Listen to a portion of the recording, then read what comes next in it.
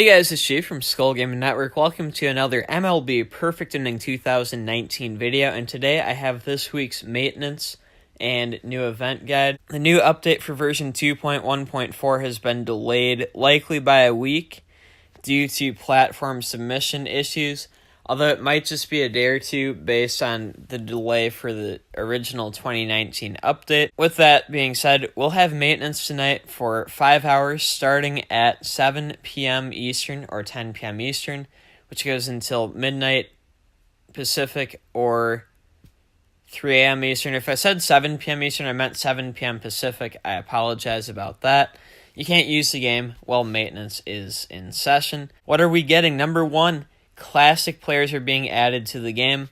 These are old players who are retired, but according to Gameville, are not good enough to be legends.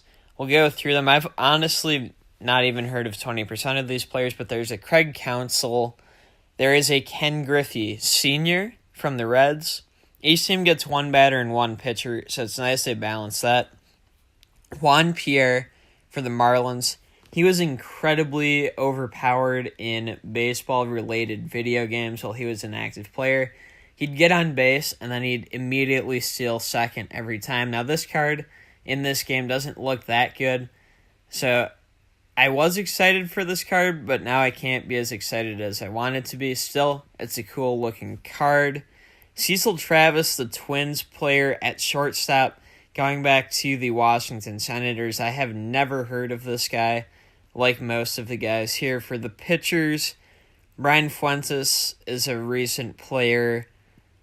Who else? I think Grant Balfour, another recent player, and then otherwise, there's just like random guys that you'd have to be a diehard fan of your team for 50 years to know most of these guys.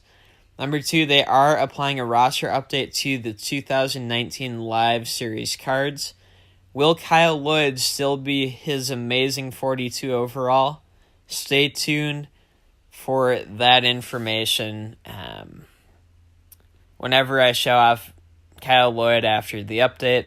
Number three, they're changing the equipment item icon for the gum item. And number four, they're adding a new event for opening day and opening week, and they're ending the existing event. Now we've got the opening day event info. It goes for this next week, so through April 3rd. And what are we getting with that? Number one, the odds of staff and players being attempted to rank up succeeding is doubled for the next week, by which I mean the boost provided from staff material and player material, those will be doubled. Number two, for boosting, you can use 20 cards instead of 10 for boost attempts for this next week once again. Number three, the cost is discounted by 30% to boost a player for this next week. So a card that costs 1 billion GP for a base boost attempt would only cost 700 million GP for this next week. Staff drafts are discounted by 30% for this next week. So instead of costing, let's say, 500 diamonds, it would be 350 diamonds. Number five, there's an opening day gift.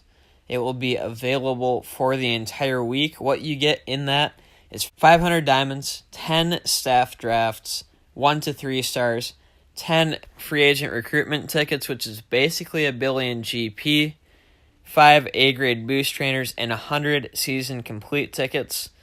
Number six, there will be other various discounts in the shop for the next week as part of opening day discount event number 2. And event 7, there will be the club versus club battle for this weekend on Saturday, March 30th. What you have to do for that is play ranked head-to-head. People in my club, I'm expecting you to get at least 1,000 points. You get 500 points per win, so you basically need to win 2 games to get 1,000 points. It's really not too difficult. If you're able to get more points, that's appreciated. But if not, I understand sometimes people are busy. And with that being said, that's going to do it for this video, guys. I hope you enjoyed it. If you did, be sure to leave a like. If you're new around here, subscribe for more MLB Perfect Inning 2019 content. In the comments, what are your thoughts on this new event? To me, pretty underwhelming, but it's not a bad event. It's just kind of neutral, so I'll definitely take it. Tomorrow, opening day, I'm going to put a post on the community tab with something special planned for opening day. I'm still working out exact details, so be sure to check the community tab a bit later for that information. With that being said, that's going to do it for this video, guys. I'm G from Skull Gaming Network. Thank you so much for watching, and until next time, and as always, peace out.